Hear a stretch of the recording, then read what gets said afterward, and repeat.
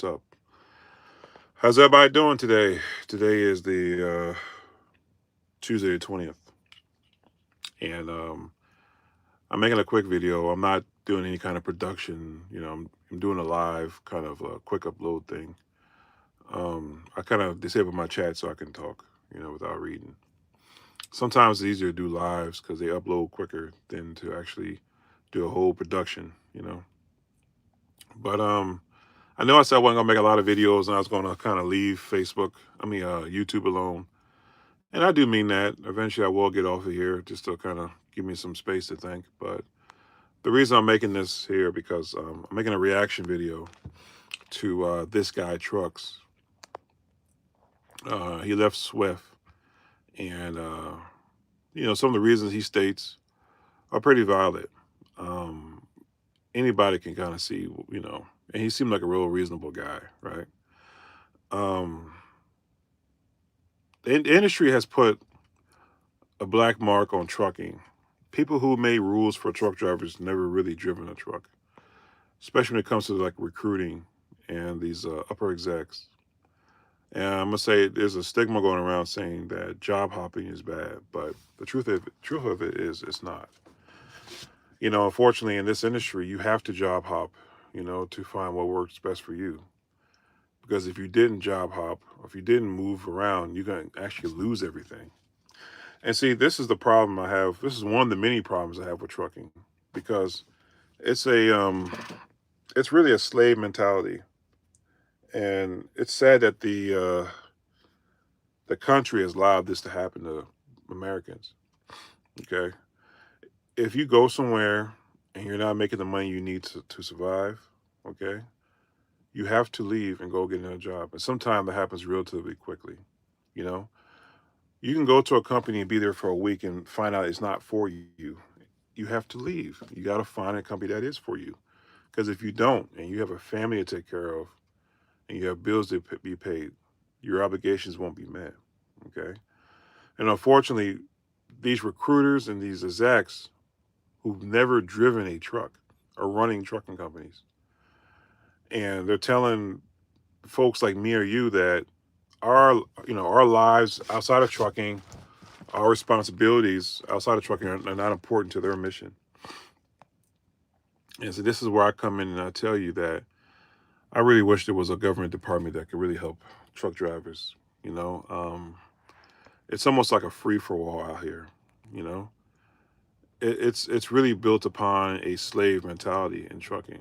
You know, you got guys out here who are just trying to make a living, and when a company doesn't do what they say they're going to do, or you're not making the money you need to make to survive, you're frowned upon if you leave and go to another company.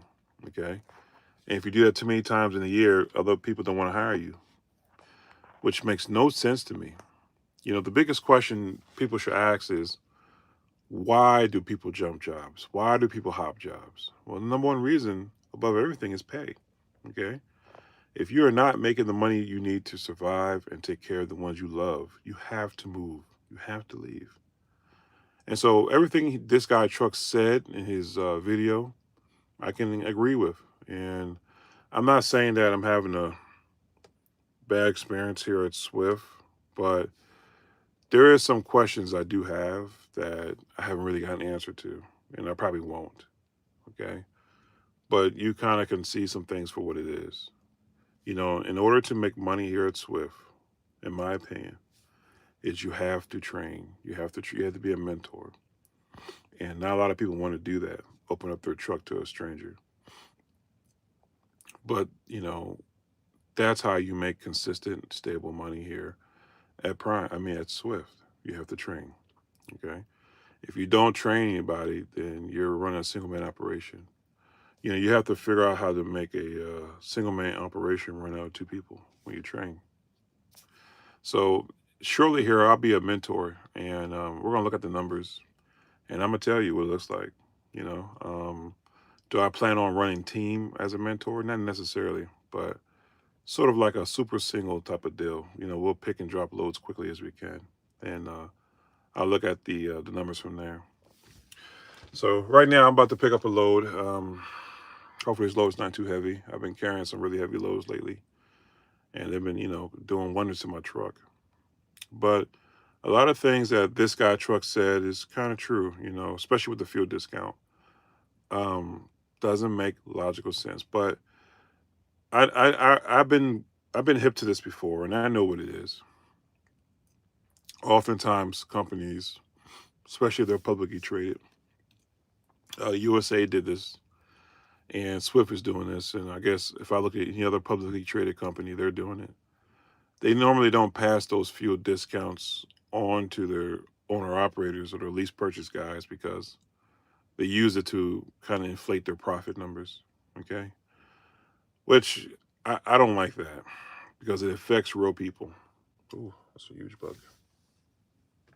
I'm sorry, this is a big old wasp came flying, but they do that to inflate their numbers to make it look like they're more profitable than what they really are. You know, mega carriers get paid off of fuel. They do. They really do. And some of them pass on the savings to their drivers, and some don't. And Swift is one who doesn't, because 5 cents off of a pump price is non-existent. Okay, um, I'm down here in southern Georgia, and I think the Loves was selling fuel for $4.05 a gallon, and I was in dire need of fuel. You know, and it cost me $4 a gallon.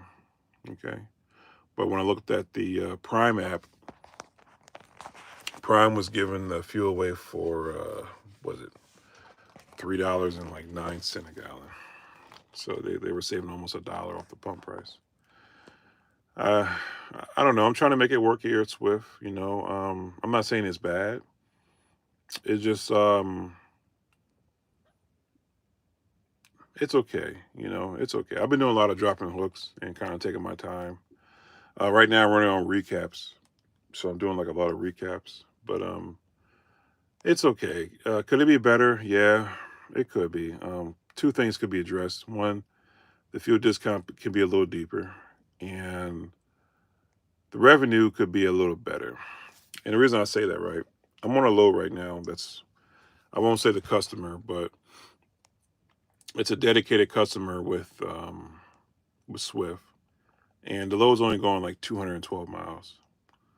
And when I look at the pay for it, I'm sure this load on the percentage base probably pays around $1,200. I'm not even getting a third of that. I think my pay on this will be like $240 or something like that. That's not even, what is that?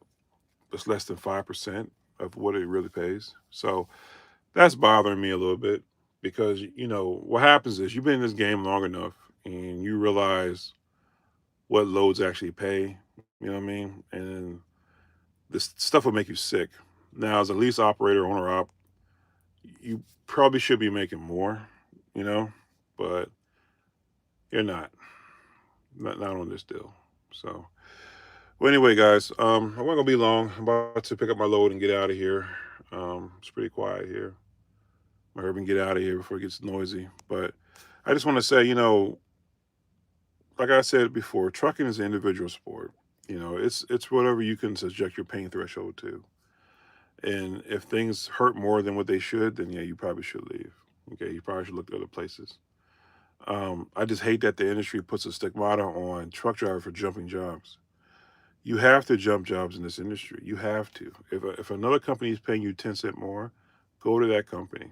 Okay. And the reason I say that is because there's no loyalty in trucking.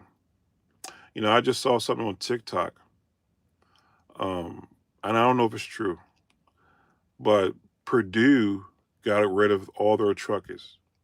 They just laid off all their trucking, or probably they laid off all their truck drivers at this particular plant. But there was a guy saying he was told to come back to the yard and empty out his truck, and that they're closing the division, and that was Purdue. You know, that's where's the loyalty in that? Purdue is $1 billion corporation, okay, and they just laid off probably 40 or 50 guys. So, like I said to you before, you have to advocate for yourself out here. You got to do what's best for you. And sometimes jumping jobs is what has to happen. It wouldn't happen if trucking was fair or it paid really well. It would be crazy for somebody to leave a job where they're making $2,000 a week consistently. Okay.